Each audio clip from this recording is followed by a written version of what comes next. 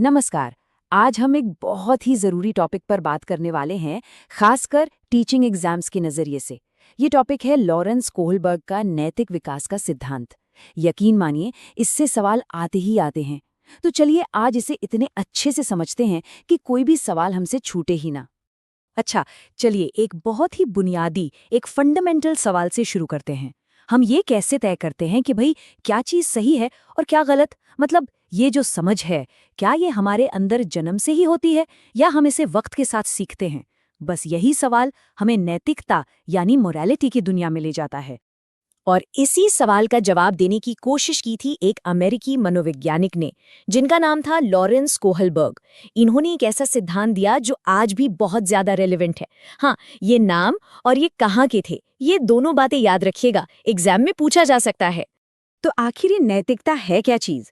देखिए, बिल्कुल आसान भाषा में कहें तो ये सही और गलत की पहचान है। और सबसे जरूरी बात, ये कोई ऐसी चीज नहीं है जो हमें जन्म से मिली हो। एक बच्चा इसे अपने आसपास के माहौल से सीखता है, अपने परिवार से, अपने स्कूल से, अपने समाज से। जैसे घर पर सिखाया जाता है कि देखो बेटा, चोरी करना गलत बात है, तो ये एक नैतिक सीख हुई। चलिए एक नजर डालते हैं कि आज हम क्या क्या कवर करने वाले हैं। हम नैतिकता क्या है इससे शुरू करेंगे, फिर कोलबर्ग की मशहूर हिंस की दुविधा वाली कहानी को समझेंगे और उसके बाद उनके 3 लेवल्स और 6 स्टेजेस को डिटेल में जानेंगे। तो ठीक है, इस सिद्धांत की जो नींव है ना, उसे समझने के लिए एक बहुत ही फेमस कहानी सुनते हैं। इसका नाम है हिंस की दुविधा। कोहलबर्ग ने असल में इसी कहानी को सुनाकर लोगों से सवाल पूछे थे, ये जानने के लिए कि वो सोचते कैसे हैं। कहानी कुछ ऐसी है कि यूरोप में एक महिला थी जो बहुत ज्यादा बीमार थी। एक खास तरह का कैंसर था उसे, और वो लगभग मरने ही वाली थी। डॉक्टरों ने भी जवाब दे दिया था कि सिर्फ एक ही दवा है जो शायद उसकी जान बचा सकती है। अब मजे की बात ये थी कि उस दवा को शहर के ही एक ड्रगिस्ट ने बनाया था, लेकिन वो उसे बनाने के खर्चे से 10 गुना ज्यादा कीमत पर बेच रहा था। उस महिला का पति था हिंस। उसने जैसे तैसे सबसे मांग कर दवा की आधी कीमत तो जमा कर ली। वो दवा वाले के पास गया, खूब गिड़गिड़ाया, कहा कि बाकी पैसे बाद में दे दूंगा, लेकिन वो ड्रगिस्ट अपनी बात पर अड़ा रहा। उसने साफ मना कर दिया। और यहीं आकर असली डिलेमा, असली दुविधा खड़ी हो जाती है। जरा सोचिए, हिंच की जगह कोई होता तो क्या करता?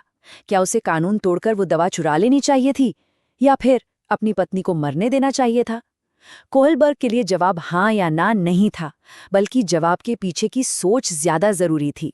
अब देखिए, इस कहानी से 2 बड़े कॉन्सेप्ट्स निकल कर आते हैं। पहला है नैतिक दुविधा यानी मॉरल डायलेमा, जब हम सही और गलत के बीच में बुरी तरह फंस जाते हैं, बिल्कुल हिंच की तरह।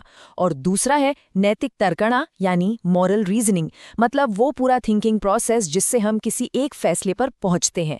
जैसे ये सोचना कि भाई एक जान बचाना चोरी करने के पाप से कहीं ज्यादा बड़ा है। तो कोहलबर्ग ने जब लोगों के जवाब सुने ना, तो उन्होंने पाया कि हर कोई एक ही तरह से नहीं सोचता।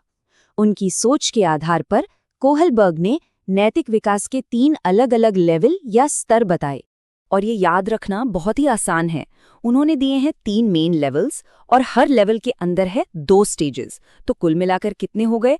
3 लेवल और 6 स्टेजेस। सिंपल। ये टेबल एक तरह से पूरे सिद्धांत का निचोड़ है। यहाँ साफ साफ दिख रहा है कि कैसे एक बच्चा बाहरी कंट्रोल, मतलब सजा और इनाम से अपनी सोच शुरू करता है और धीरे धीरे उस समाज के नियमों से होता हुआ अपने खुद के बनाए सिद्धांतों तक पहुंचता है। चलिए अब जरा और गहराई में चलते हैं और इन 3 लेवल्स के अंदर जो 6 स्टेजेस हैं उन्हें एक एक करके ठीक से समझते हैं। तो लेवल 1 की पहली स्टेज, यहाँ नैतिकता बहुत सीधी साधी होती है। जिस काम को करने से सजा मिले वो काम गलत है। बच्चे का पूरा फोकस बस सजा से बचने पर होता है। मतलब अगर हिंज चोरी करेगा तो पुलिस उसे पकड़ लेगी, उसे सजा मिलेगी। तो इस स्टेज के बच्चे के लिए चोरी करना गलत है, बस। अच्छा, अब आती है दूसरी स्टेज, जिसे हम लेन देन की स्टेज या जैसे को तैसा भी कह सकते हैं। इसमें बच्चे की सोच ये होती है कि तुम मेरे लिए कुछ अच्छा करो, मैं तुम्हारे लिए कुछ अच्छा करूंगा। सब कुछ अपने फायदे के इर्द गिर्द घूमता है, टिट फॉर टैट वाली बात। अब हम आते हैं दूसरे लेवल पर, कन्वेंशनल लेवल। इसकी तीसरी स्टेज में फोकस बदल जाता है। अब जरूरी ये है कि दूसरे हमारे बारे में क्या सोचते हैं। बच्चा या किशोर वो काम करता है जिससे उसे दूसरों की नज़रों में अच्छा लड़का या अच्छी लड़की होने का टैग मिले, प्रशंसा मिले। और चौथी स्टेज में ये दायरा और बड़ा होकर पूरे समाज तक पहुंच जाता है। यहाँ पर कानून और नियमों का पालन करना सबसे जरूरी माना जाता है ताकि समाज में व्यवस्था बनी रहे। इस स्टेज में व्यक्ति सोचेगा कि भाई चोरी करना गलत है क्योंकि ये कानून के खिलाफ है। बात खत्म, नियम तो नियम है। और अब आता है सबसे ऊंचा लेवल, पोस्ट कन्वेंशनल। इसकी 5वीं स्टेज में इंसान नियमों पर ही सवाल उठाना शुरू कर देता है। वो ये समझने लगता है कि नियम समाज की भलाई के लिए बनाए गए हैं और अगर किसी नियम से भलाई नहीं हो रही तो उसे बदला भी जा सकता है। यहाँ सोचा जाएगा कि जान बचाना कानून से ज्यादा जरूरी है। और आखिर में आती है छठी और सबसे ऊंची अवस्था। यहाँ व्यक्ति समाज या कानून से भी ऊपर उठकर अपने खुद के बनाए हुए नैतिक सिद्धांतों पर चलता है। उसकी अंतरात्मा ही उसका गाइड होती है। इस स्तर पर लोग मानवता की भलाई के लिए बड़े से बड़ा त्याग करने के लिए भी तैयार हो जाते हैं, फिर चाहे उन्हें कानून ही क्यों न तोड़ना पड़े। तो चलिए फटाफट से इस पूरे सिद्धांत के वो मेन पॉइंट्स रिवाइज कर लेते हैं जो एग्जाम पॉइंट ऑफ व्यू से सबसे ज्यादा जरूरी हैं। तो ये रहे एग्जाम के लिए की पॉइंट्स। सिद्धांत किसने दिया? लॉरेंस कोहलबर्ग ने। कितने लेवल और स्टेज हैं? 3 लेवल, 6 स्टेज। पहला लेवल सजा और इनाम पर है, दूसरा समाज और कानून पर, और तीसरा व्यक्तिगत अधिकारों और खुद के सिद्धांतों पर। और हाँ, हिंस की कहानी को मत भूलिएगा, ये सब याद रखना बहुत काम आएगा। तो ये था कोहलबर्ग का नैतिक विकास का सिद्धांत। अब आखिर में एक सवाल हम सबके लिए है। इस पूरे सिद्धांत को समझने के बाद अगर हम खुद के बारे में सोचें तो हमारी अपनी नैतिक सोच किस लेवल या किस स्टेज में फिट बैठती है, इस पर विचार करना बहुत